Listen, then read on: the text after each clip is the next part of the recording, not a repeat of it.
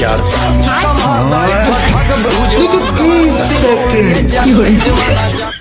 দাঁড়া দাঁড়া দাঁড়া দাঁড়া, পরের কাছে ডাক খাওয়ার আগে মনোজার টাকা শেষ করলি। আমি আল্লাহুম্মা আমিন, আল্লাহুম্মা আমিন। ইয়া রাব্বুল আলামিন। সারাদিন আমরা রোজা রেখেছি, উপোস রয়েছি, সন্ধ্যার সময় ইফতার করে আপনার মসজিদে গিয়ে অল্প একটু তারাবি পরে আপনার এই গাছ থেকে ডাব চুরি খাওয়ার জন্য একত্রিত হয়েছি। হে রব্বুল আলামিন, অনেকেই বলবে আমরা চোর, কিন্তু আমরা তো চোর না।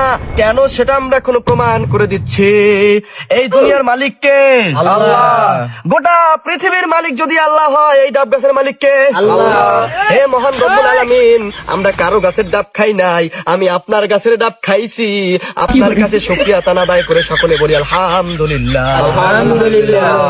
আল্লাহ, আমরা কিন্তু আপনার কাছে ডাব খেয়েছি, আপনার কাছে শুকর আদায় করেছি।